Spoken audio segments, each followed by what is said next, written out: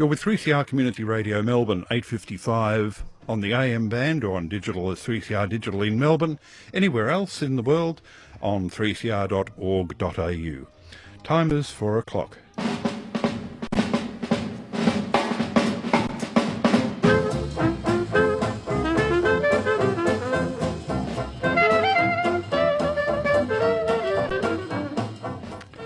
Well, to the sounds of Aid Monsborough's Jazz Parade, as ever, welcome to another edition of Jazz on a Saturday for the 13th of September. A special day today, a little 6 days late, but we'll be celebrating the centenary of arguably one of the founding figures of Australian jazz, Graham Bell. I'll hope you'll stay with me till 5:30 for Jazz on a Saturday.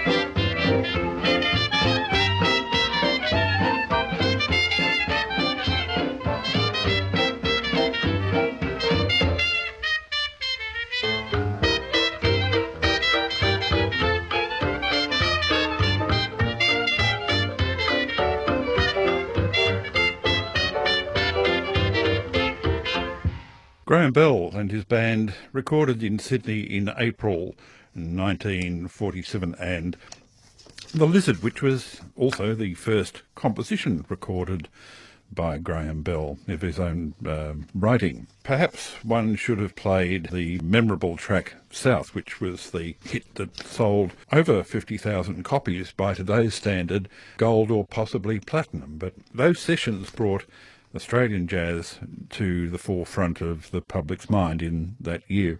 Perhaps, as I say, I should have played South, but talking to Graham in latter years, he became a little bit disenchanted, was disinclined to perform South in later years because he had found it becoming, to his mind, just a bit too repetitious and a little unimaginative. But repetition is certainly a key component of today's popular music, so perhaps it's time for a comeback. Later in the program, from about 4:30, we'll be addressing the fact that last Sunday was the 100th anniversary of the birth of Graham Bell. We'll be looking over his musical career and achievements, and having a few words from some people who knew him and remember some of the history. So I hope you'll stay tuned then. Some great music now from the Red Onion Jazz Band.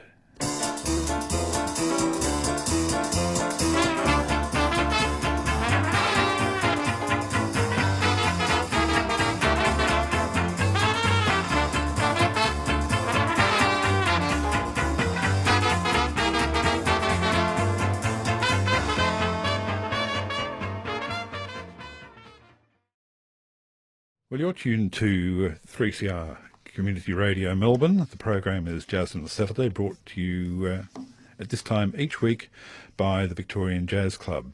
And usually one program a month that I present is the Jazz Almanac, where we look at what happened on previous dates. We celebrate anniversaries and centenaries and of the recordings. Well, it's a full program today because the centenary is most important and very close to home. Graham Emerson Bell, born on the 7th of September 1914. Now, unfortunately, the program is not Jazz on a Sunday, or we would have been able to bring you the program on the exact day. This is as close as we can get. So I'll be looking back over Graham's achievements during his life. Graham passed away a couple of years ago in 2012. He managed to put a huge amount of achievements to his credit over that time. The way I first came across Graham Bell was by this recording.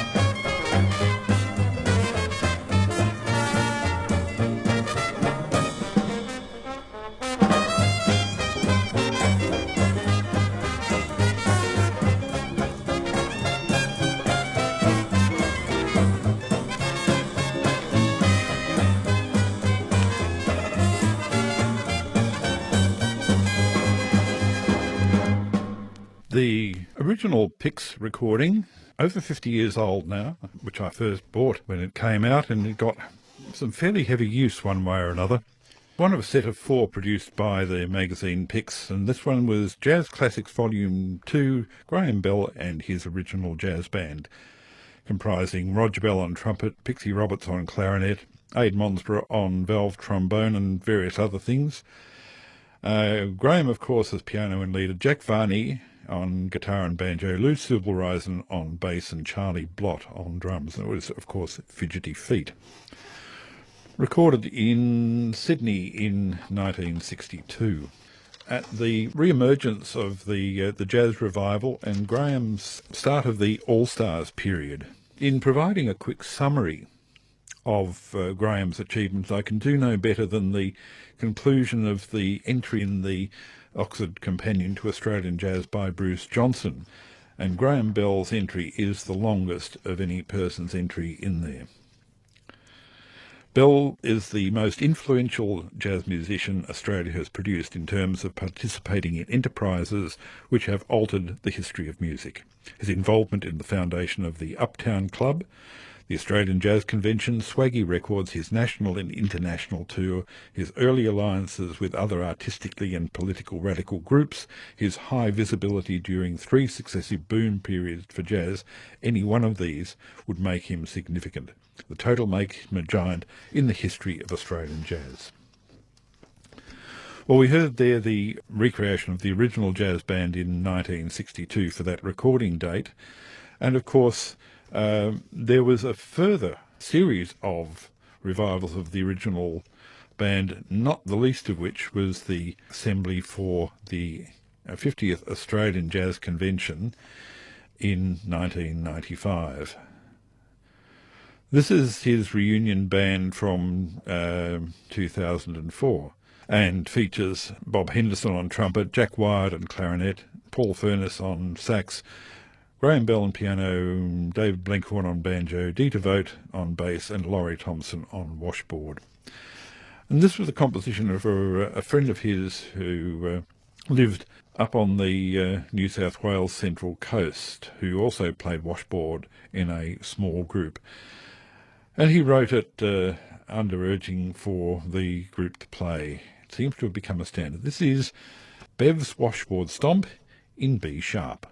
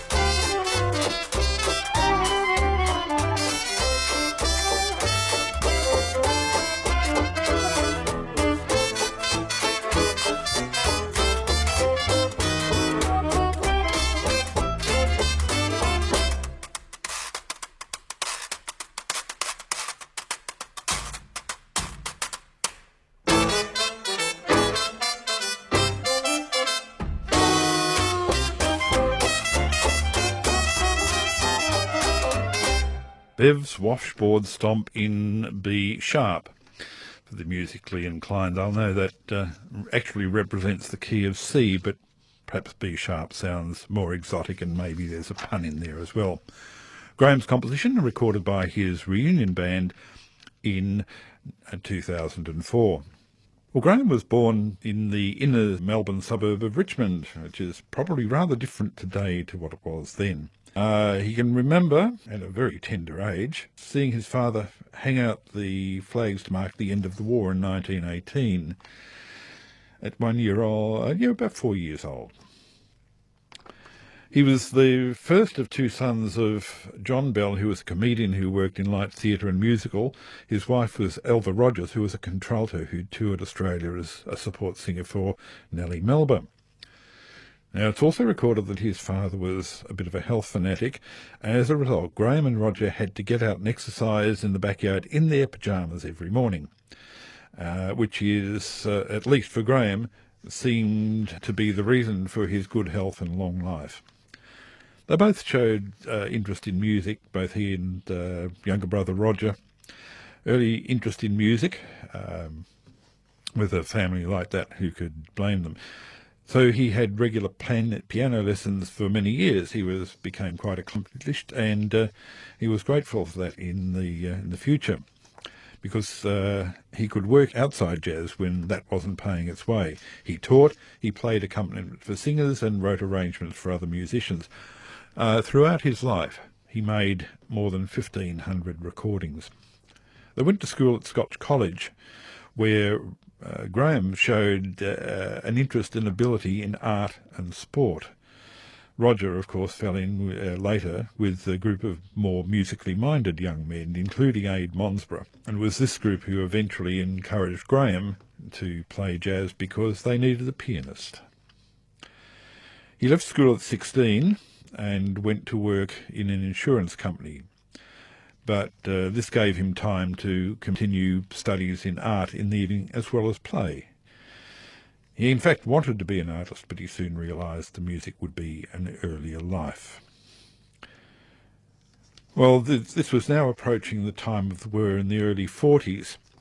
I spoke earlier in the week to Ray Marginson, who was a contemporary of Graham's and remembers that era of the 40s extremely well.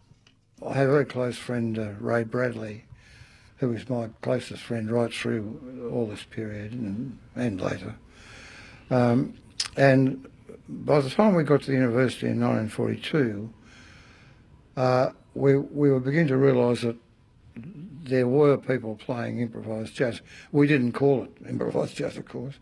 We didn't know very much about that at all.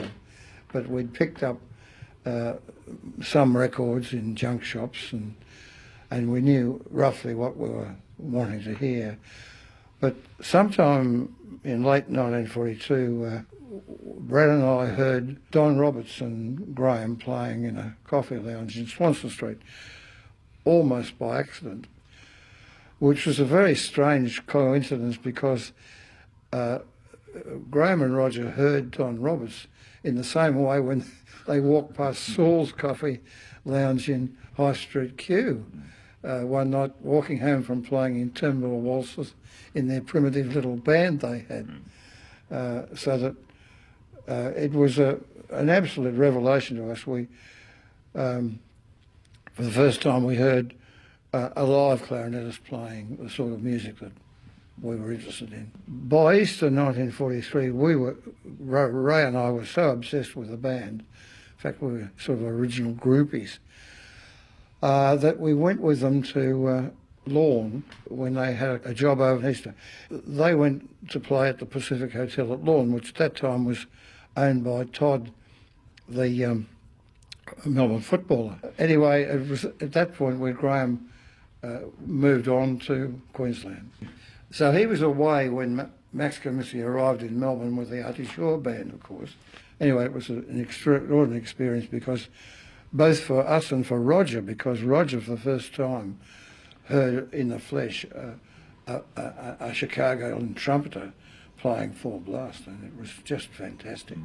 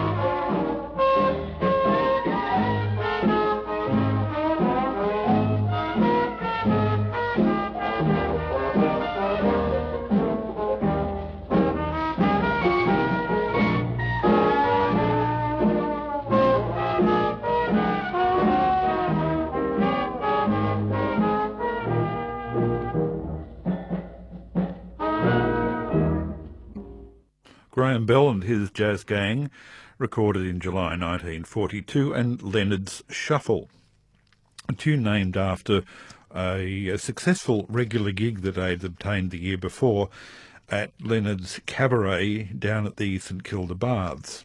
Graham had recorded a couple of times before, first of all as the original Tin Alley 5 in 1939, and then in December 41 as Leonard's Group. Members of the band on the occasion of Leonard's Shuffle in 1942 was Brother Roger on cornet, Pixie Roberts on clarinet, another legend Frank Coughlin on trombone, Ron Howell on guitar, Lynn Challen on bass, and Russ Murphy on drums. As was said before, Ray Marginson indicated that Graham had to head off. He was declared unfit for service in the war, but went off to Queensland to provide entertainment for the troops, and arrived back in Melbourne just in time to take his place among the group that had secured a contract at the legendary Heidelberg Town Hall as well as the Palais. And that was where the six-piece sound that he'd been striving for started to emerge, as Ray Marginson recalls in this reminiscence. It's now over 75 years and almost since Ray Bradley, John Campton and I stood around the Heidelberg Town Hall bandstand to hear the six-piece group, an engagement which Adrian Monsborough summed up by saying, "The Heidelberg days were the most exciting I can remember, and we played as well as any time, perhaps barring Prague."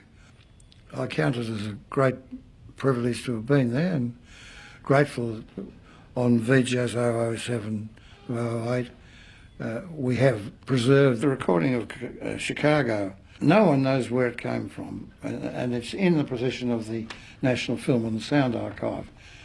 And it was the sound that we heard at the Palais Royal and the Heidelberg Town Hall in 1943. It's as close as we'll ever get to hearing the six-piece belting it out, chorus after chorus, and loving what they were doing.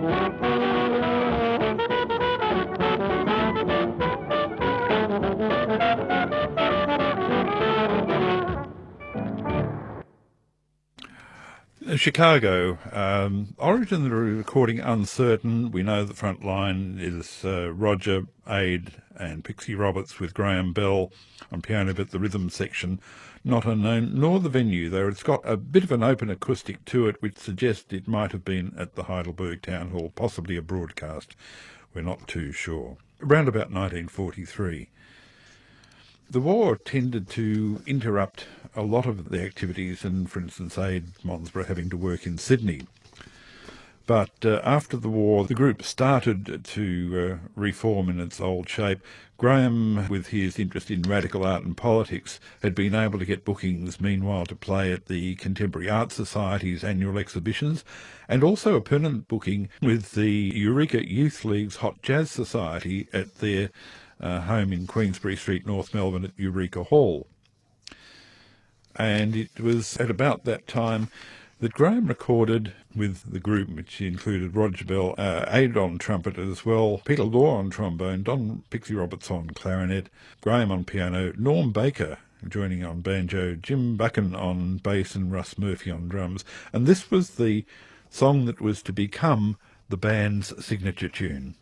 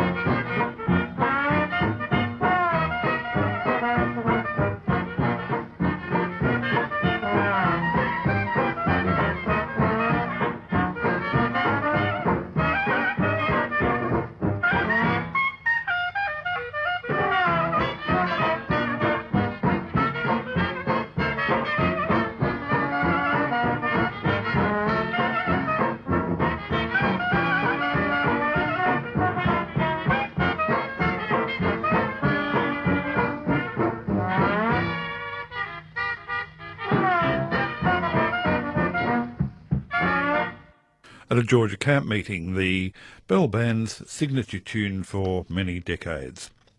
Well, in 1946, of course, while Graham and the gang had made quite a number of records, the shortage of material meant that it was difficult to get them actually published.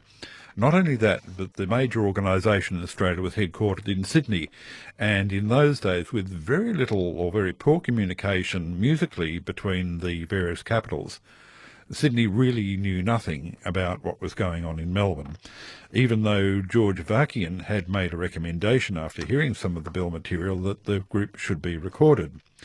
Even with the band offering to travel up there at their own expense, they wanted to reserve the right to choose the tunes that they recorded, which EMI flatly rejected. The major achievement in 1946 was aimed at, in fact, breaking down the lack of communication musically between centres of activity such as Melbourne, Adelaide, Hobart and, to some extent, Sydney. Between Dave Delowitz and Graham Bell, the notion of the first Australian Jazz Convention was raised, and Graham used his good offices with the Eureka League to arrange for it to be headquartered at what had become the Uptown Club in the Eureka Hall in North Melbourne. And so it came about. I spoke with Graham at the 50th Australian Jazz Convention, which included the reunion of the band, and asked him to reminisce particularly about the catering at the Eureka Hall. Well, of course, at the Eureka Youth League Hall, where it was held in Queensbury Street, North Melbourne, there was no food, nor was there drink. There was nothing at all like that. It was just the hall to play the jazz. It was nicely fitted out with seats, piano and all that.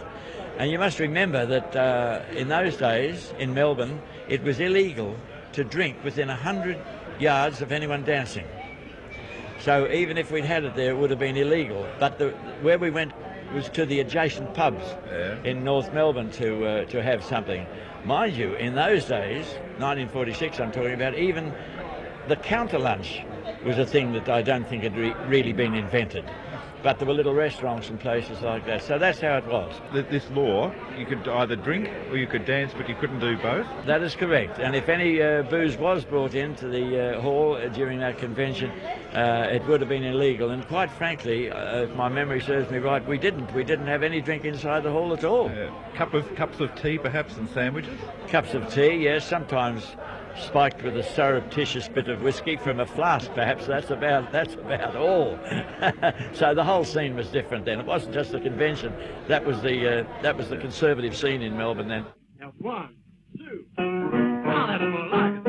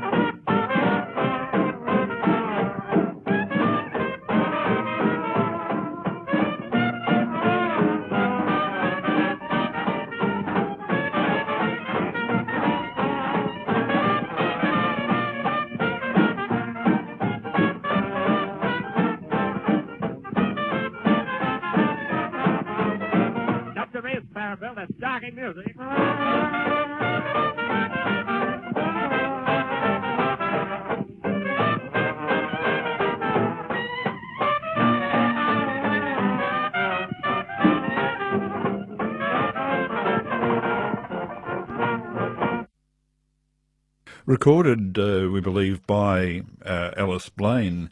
A series of recordings that he made there, of which very few survive, but that one shows very much the style of the band, focusing on ensemble collective improvisation and Roger Bell's contribution, driving the band through a series of ensemble out-choruses towards the end, almost interminable.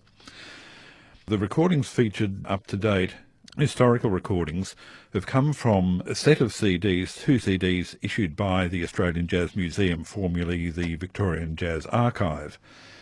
They're called Graham and Roger Bell, the Early Years 1939 to 1947, and they put out as VJazz 007-008. Very largely the work over many years of restoring old acetates and tapes, initiated by our late colleague Ron Halstead and then continued by David Ward, and put together quite lovingly, restored as this set of CDs dedicated to the Bell Brothers' early history. Victorian Jazz Archive out at the corner of the Mountain Highway and Burwood Highway out in Vermont, and open Tuesdays and Fridays between 10 and 3 p.m. Phone inquiries on 9800 5535. Just a reminder that you're listening to a tribute to Graham Bell, who this month, in fact last Sunday, celebrated his centenary as part of the monthly Jazz Almanac that I have the pleasure of presenting for you when it's my turn. Also, my pleasure to remind you that tonight at the Victorian Jazz Club, presenting Ruby Page with the Joe Roberto Jazz Tet. Music between 8 and 11 tonight at the Clayton RSL 163 Kerenish Road in Clayton. Doors open at 7 p.m. and meals are available from the bistro. If you are attending, it's a good idea to book ahead, 9544 1035. A reminder that our midweek jazz on the 24th, Wednesday the 24th, between 11 a.m. and 2:15 p.m. is featuring the Sugarfoot Ramblers, a young group who I'm sure you'll enjoy. And our second swing night, an innovation for the spring months this year, on the 27th, it will be Cul-de-sac from Merimbula, appearing again between 8 and 11. The address again, the Clayton RSL 163 Kerenish Road in Clayton. Music tonight from the Ruby Page, Joe Roberto Swing Tet, between 8 and 11. 0413 318 707 for inquiries. Well, following the success and wide publicity of the Jazz Convention, and particularly the Bell Band, in 1947, first of all, they secured a recording engagement finally with EMI up at Homebush in Sydney, and recorded a number of tracks, including the one with which we opened the program, and of course the famous South, Benny Moten tune that went on to sell over 50,000 copies, which made it the equivalent then of a gold or even a platinum record today. The other event was being asked by Harry Stein of the Eureka Youth League if they would like to go and represent Australia at a World Youth Congress to be held in Prague.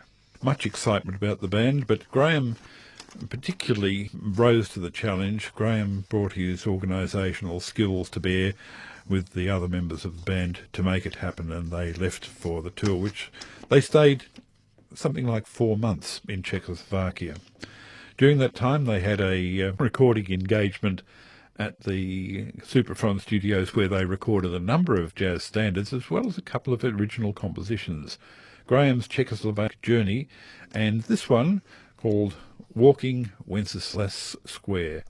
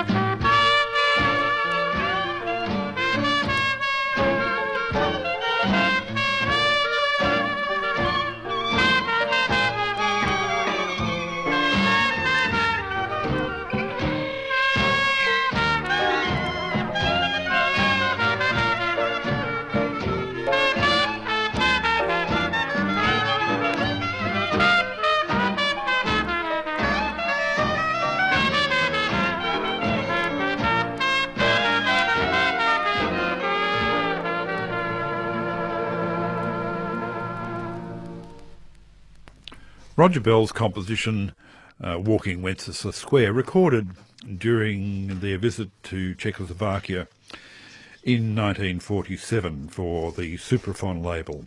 From there they travelled on to Britain, where, in conjunction with their local representative Mal Langdon, Graham had organised a series of tours and performances, and the innovation was the formation of the Jazz Club at Leicester Square, which was an innovation in that the jazz clubs in Britain tended to be almost academic, with listening to talks and recorded performances, but no interaction with the music. Graham set up a club, a jazz club, where the idea was that the music for dancing. The British broadcaster and musician, the late Campbell Burnap, was out in Melbourne for the 50th Australian Jazz Convention, and he made this reflection on the original Bell Band and their contribution during their visits to Britain in the 40s and early 50s. It was great on I'm losing track of which day was what. I think it was Wednesday when Graham Bell, the original members of the Graham Bell Band, took the stage. And magnificent. Graham Bell on piano, Roger was there on trumpet, Aid playing the reeds. All the way from up around the Gold Coast way was Jack Varney on the banjo, Russ Murphy played drums, and coming out of retirement, Lou Silbereisen on the bass. And fantastic to think that back in 1946, which is 50 years ago, those same gentlemen were playing the same style of music that they played on Wednesday. Yes, and also, excuse me, also they had a significant influence upon the British revival, post-war revival. They came to London after the Czechoslovakian trip, and then they came, that was in 1948, I think, and then in 51, the second trip. They stayed for 18 months that time, and I think they brought a sort of joie de vivre to British traditional jazz that got rid of some of the old sort of stiffness and cobwebs. You know, people sat around sort of mulling over records and discussing them. The Bell Band came in and everybody was dancing. And I think that that opened up things. The Aussies just, got rid of the stiffness, and I think it was very good for British jazz. And I know there are a lot of veteran collectors who still speak fondly of old Leicester Square Jazz Club and the old Oxford Street Club, which is now the 100 Club. Days down there with the Bell Band, they still think fondly of them, and they still have the records.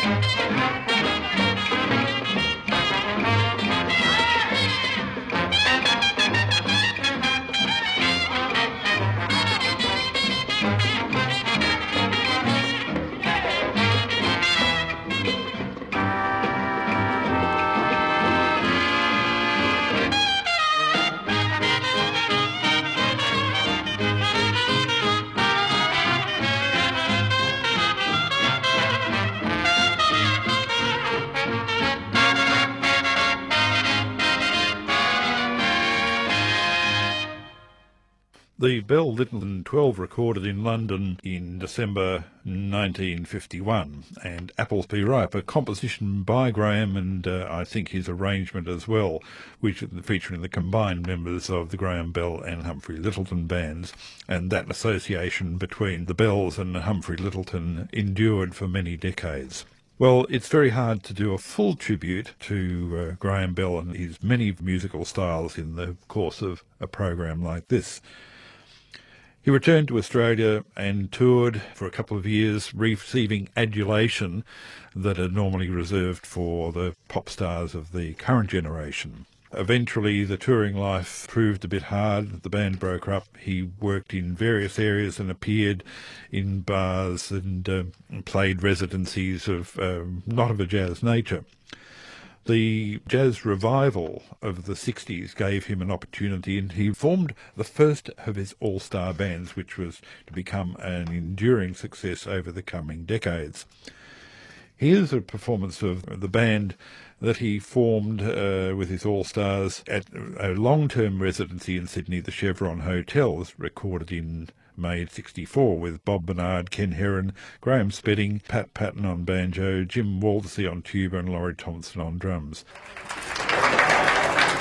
Thank you very much, everybody. We're going to play now a composition of mine called Balthazar. This is quite a wild circus, carnival type of number, so you can blow your whistles and wave your flags in this one.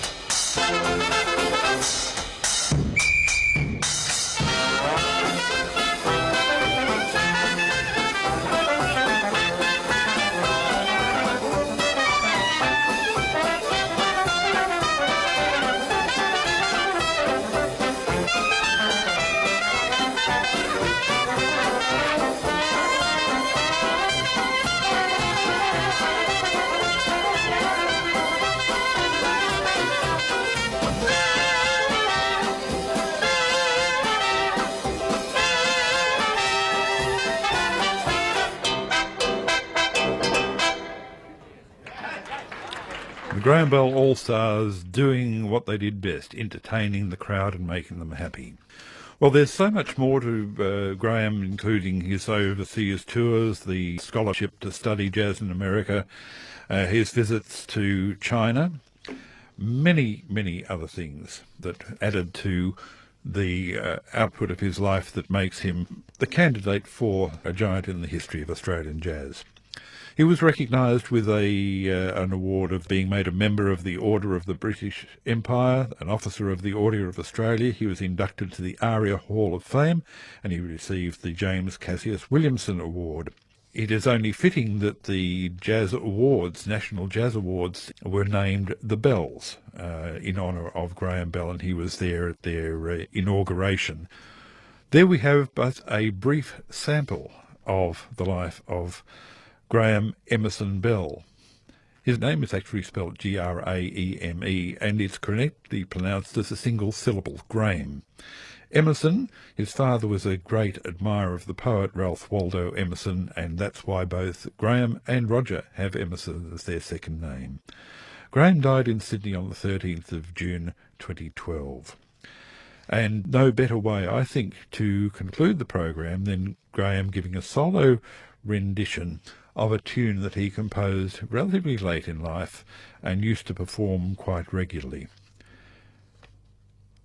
Jazz on a Saturday, next Saturday at 4 o'clock here on 3CR with Roger Beelby in the chair. I'll be back in October when we'll be looking at the centenary of another great Australian, Dave Dalwitz. Until then, to the sounds of a touch of heather, this is John Smythe on behalf of the Victorian Jazz Club saying good afternoon.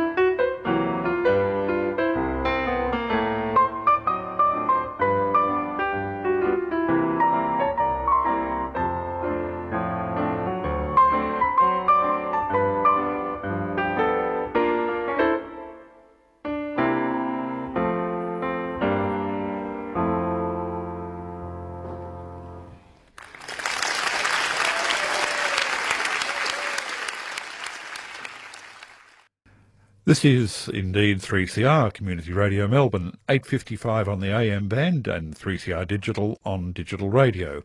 You can hear us throughout the world on 3cr.org.au and visit our homepage 3cr.org.au/jazz anytime in the next 7 days to hear that program again.